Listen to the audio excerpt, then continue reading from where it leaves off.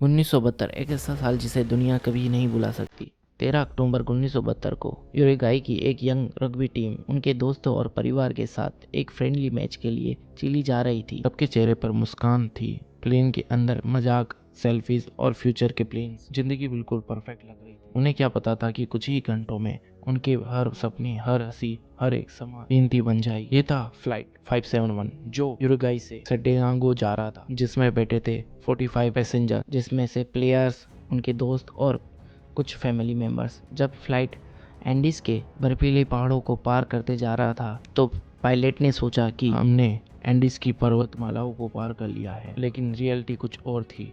Navigation system खराब था, radio signal confuse हो गए थे और एक गलत सिग्नल ने उन्हें सदा मौत के मुंह में डाल दिया। कुछ ही पलों में प्लेन ने अपनी हाइट खो दी और प्लेन सीधा ही एंडेज की पहाड़ियों पर जाकर टकराया। प्लेन को पायलट ने संभालने की कोशिश की लेकिन संभाल ना पाए और प्लेन का पिछला हिस्सा सीधा एंडेज की पहाड़ी पे जा टकराया और प्लेन दो टुकड़ों में बट गया। उसी के साथ ही 3 लोग सीटों के साथ ही प्लेन से बाहर फिक गए और प्लेन बर्फीली पहाड़ियों पर 3000 किलोमीटर की स्पीड से नीचे गिरता हुआ जा रहा था।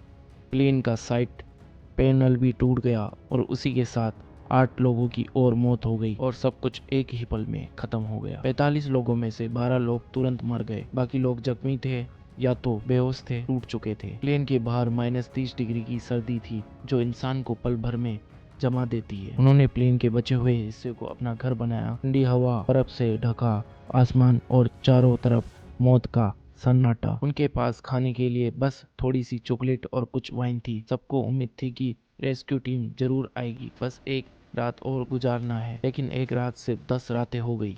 कुछ दिन बाद रेडियो पर एक खबर आई, सर्च ऑपरेशन कैंसिल कर दिया गया है। उन्हें जिंदा समझना बंद कर दिया गया। वो लोग अब दुनिया के लिए मर चुके थे, लेकिन सच्चाई ये थी वो अभी भी जिंदा थे। लेकिन मौत के साए में भूख, सर्दी, निराशा ने उन्हें तोड़ दिया और फिर आया वो पल जिसमें इंसानियत और सर्वाइवल एक दूसरे के सामने खड़े हो गए। उनके दोस्त की लाशें बर्फ में जम चुकी थी। एक सर्वाइवल, अगर हम नहीं बचे तो हम भी इनके साथ सो जाएंगे। जिंदा रहना है, उन्हें अपने अंदर जिंदा रखना होगा। और तब उन्होंने वो फैसला लिया जो दुनिया के लिए सबसे कठिन, सबसे शर्मनाक, लेकिन उनके लिए सबसे जरूरी था।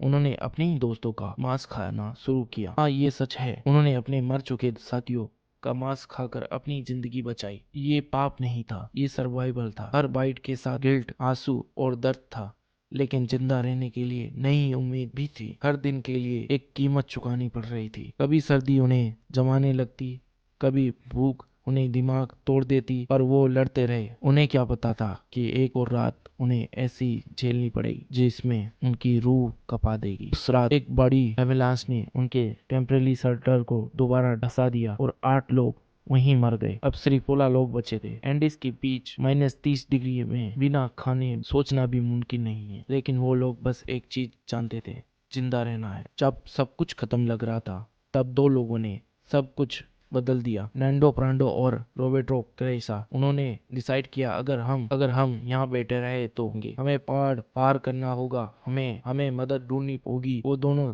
बर्फ में से गुजरते हुए निकल पड़े। ना फूड, ना इक्विपमेंट, ना डायरेक्शन, सिर्फ हिम्मत। 10 दिन तक लगातार चलने के बाद जब उनके शरीर बिल्कुल थक गए थे, उन्होंने दूर एक नदी के पास एक आदमी को देखा। वो उनका फरिश्ता था। उसने उनकी हेल्प की और रेस्क्यू टीम को इन्फॉर्म किया और कुछ दिन बाद हेलीकॉप्टर पहाड़ों पर पहुंचा। वो 16 लोग जिन्होंने मौत को हराया था, जिंदा वापस लाए गए। जब दुनिया ने उनकी कहानी सुनी तो लोग शोक में थे। ये इंसानियत के सबसे गहरे जज्बात की कहानी थी। वो लोग जिन्हें हम सर्वाइवल कहते हैं, असल में इंसानियत के सबसे बड़े योद्धा थे।